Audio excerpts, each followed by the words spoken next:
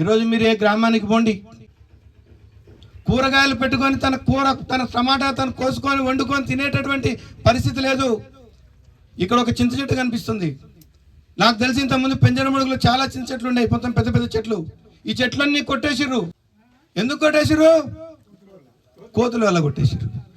మిత్రులారా, కోతులు సమస్య 20 సంవత్సరాల సమస్య. ఇంతకుముందు కోతులు ఊళ్ళో లేవు, అవి టౌన్లో ఉండేవి, అట్టిపండ్లు తినేవి. కానీ ఇవాళ వచ్చి మన పానాలు తింటున్నాయి. ఈ పరిస్థితికి ఇంతకుముందు లేదు. మనం పెంజరమడుగు నుంచి కూరగాయలు ఖమ్మం పంపేవాళ్ళం మన పిల్లగాళ్ళకి. కానీ సీన్ రివర్స్ అయింది. కారణం కోతులు.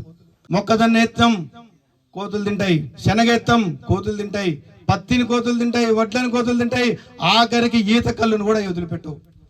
వాడు లొట్టి పెట్టొస్తే ఈ లొట్టి బిగుతాయి పై. మరి ఈ సమస్య ఇక్కడ ఉన్నటువంటి శాసనసభ్యులకో మంత్రులకో అధికారులకో తెలియదా? తెలీదా? లేకపోతే సమస్య కాదా? నాకు ఈ సందేహం ఎప్పటి నుంచో ఉంది.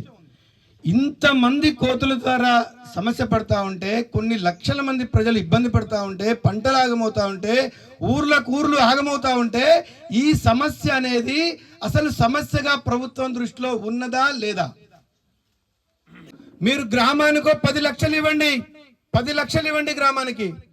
ఈ కోతుల్ని పట్టి సురక్షితమైనటువంటి అడవి ప్రాంతాలకు తరలించవచ్చు.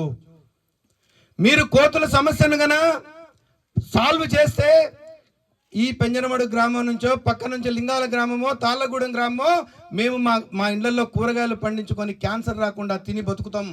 కూరగాయలు మీరు ఇంట్లో పండించుకోలేనటువంటి దుస్థితి, దానికి కోతులు కారణం. గ్రామానికి 10 లక్షలు ఇస్తే కోతుల సమస్య సాల్వ్ అవుతుంది. కానీ ప్రభుత్వం దృష్టికి మనం తీసుకుపోలేకపోతున్నాం. రండ్రపై మనం పోదాం, కలెక్టరేట్కి పోయి అడుగుదాం, కోతుల సమస్య ఉంది, దీన్ని తీర్చమని అంటే మీ గ్రామంలో ఎంతమంది వస్తారు?